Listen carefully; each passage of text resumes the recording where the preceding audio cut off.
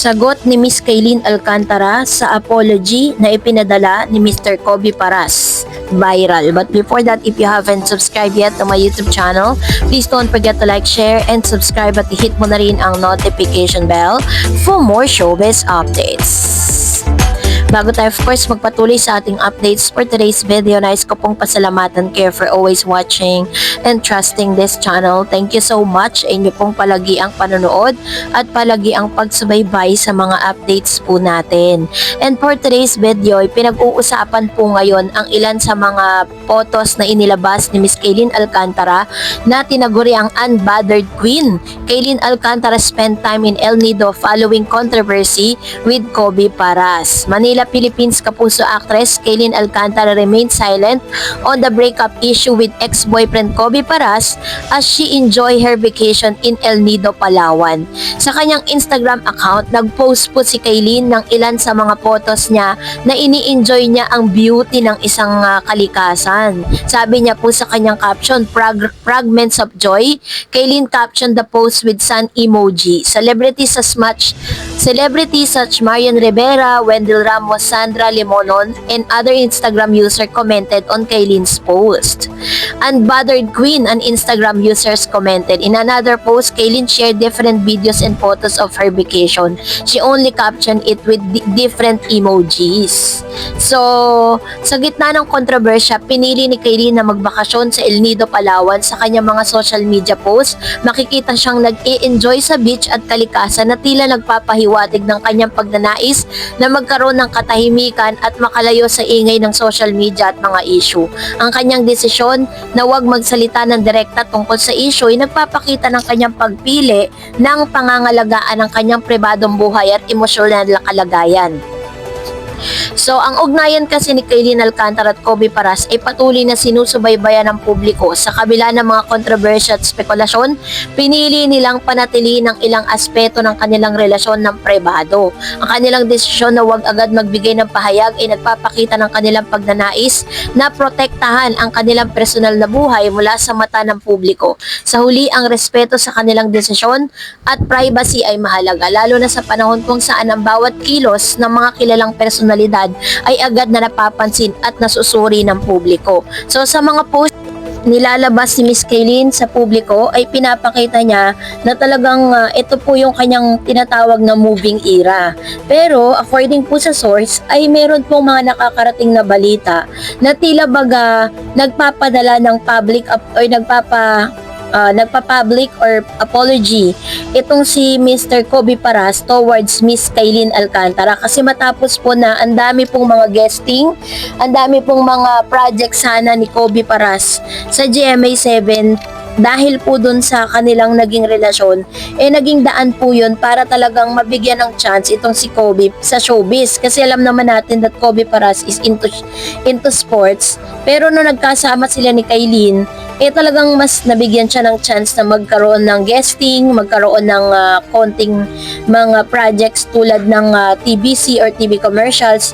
But this time is lahat po yun totally canceled dahil po dun sa kontrobersya na kinaharap nila. So dahil dito, malaking impact po yan sa karera nitong si Kobe Paras. So according po sa ilan, tila baga meron pong mga bulong-bulungan na parang inaayos ni Kobe Paras yung gulo na ginawa ng kanyang ina, yung character assassination na ginagawa nito towards Kaylin. Dahil akala po ni Miss Jackie Forster ay makakatulong yon para makabangon itong si Mr. Kobe Paras dun po sa pagkakalugmok at pagka-red flag nito sa publiko. Pero lalong lumala dahil aside from the post po ni Miss Kaylin Alcantara, sabi niya po sa kanyang post na the praise I don't chase, I replace, na kung itatranslate po natin into Tagalog is hindi ako humahabol, pumapalit ako. Ayun. So ibig sabihin, kahit ano pang chance ang hingi nitong si Kobe Paras,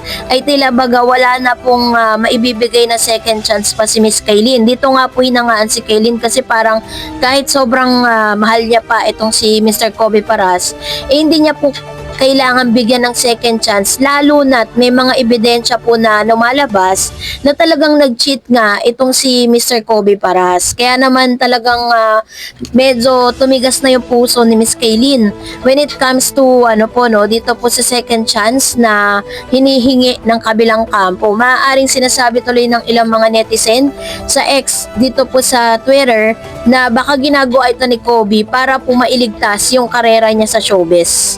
So, dahil dyan, narito naman ang ilan sa mga komento, reaction po ninyo patungkol naman sa ating latest update. So, magbabasa tayo ng mga komento ninyo. Isa-isahin po natin yan. Unahin po natin ang isa sa mga nag-comment. Sabi ni Miss Flor de Lisa Bagsik, mabait naman talaga si Kaylin kahit pa nung little girl pa siya. Nagpupursige na sa trabaho niya. Mahal niya talaga family niya. And she's good girl. Sabi niya, good girl siya. And sabi pa ni Teacher Juliet, I thought Sparkle GMA would sue libel against Jackie Forster. And sabi ng isa pang comment sa Blessed, magaling siyang artista kahit anong bata pa siya. Nasa ABS-CBN pa yun noon. Magaling na talaga si Kaylin. And sabi pa ni Miss Rachel, really karma hits harder when it strikes back. Yeah, totoo yan. And another one, sabi ni Miss Violeta Castro, hindi nag-iisip yung nanay, siya yung sumisira sa sarili niyang anak. Lulubog at tuloy si Kobe sa nag-uumpisa pa lang magkaroon ng karir. Si Kaylin established na siya at siya lang ang nagdala kay Kobe dahil sa kasikatan ni Kaylin. And another one, sabi ni Miss Marlene, between Kaylin and Kobe, GMA has the right to protect Kaylin. The latter is mom and takes the high road with current situation. Additionally, she's highly bankable. Kobe does not have a job and without Kaylin, he's nobody. His brother Andre is managing his life better than his brother. Jackie Forster only ruin her son's career. Ayan. So, ito po yung mga observation ng ilang mga comments, no? Sabi naman po ni Miss Maria May Ramas. Sabi niya, kasalanan ni Jackie Forster. Yan, anak na niya ang nanloko, siya pa ang victim. Wala lang little girl si Kaylin, mabait na siya at mapagmahal sa magulang niya. Dapat lang i-cancel lang talaga si Kobe. Sikat naman talaga si Kaylin at mabait sa fans. Kunwari, kung may sakit yan si Kobe. Ayan. Another, sabi ni Miss Grace Labrador, ginagamit lang ni Kobe si Miss Kaylin para sumikat si Kobe. Mainam sa'yo niyan, nanay mo ang sumira sa'yo, Kobe. Karma is real. Nagsisimula ka pa lang, nawawala ka na, Kobe. Yan. So, ito yung kanyang mga komento. Actually, malaki po kasi talaga yung naging effect ng paglalabas ng statement nitong si Miss Jackie, diba? And sabi ni Miss Teresa Caloy, Kaylin, huwag ka nang magawa kay Kobe. Deserve niya. Huwag ka nang maawa, siguro to. Deserve niya yan. Nasasama ng pag-uugali niya, babaero. Sabi ni Miss Irene Caro, si Jackie, nagmamalinis pero siya yung itong ibang tatay ang anak, iba't ibang tatay ang anak. Sa dami ng anak niya, iba-iba tatay, look first at yourself bago ka manlait. Yan. So, ganito katindi, no? Yung mga comments sa mga viewers natin na talaga nagmamahal kay Kaylin. Another one, sabi ni Miss Nancy T, ganyan naman ang GMA, what's new? Siyempre talent nila yan, bias itong GMA. Ngayon, lumalabas na aping-api si Kaylin, kaya sinasamantala ng GMA. O diba, kabi-kabila ang project ni Kaylin kasi alam nila na kay Kaylin ang simpatya ng tao. Ngayon, tatangkilikin nila. So, makikinabang din ng GMA. Ayan. So, ito naman yung kanyang opinion. Let's respect her opinion. Maaaring may punto siya kasi yan naman po talagang kalakaran sa showbiz, 'di ba? Pero yung idea kung sino po talaga yung nagloko, yun ang yun ang pinaka bottom line. Sabi ni Miss Gloria Sidoy, kung talaga minahal niya talaga si Kaylin, bakit may kapalit agad? Kaylin, napakaganda mo, hindi yan malaking kawalan.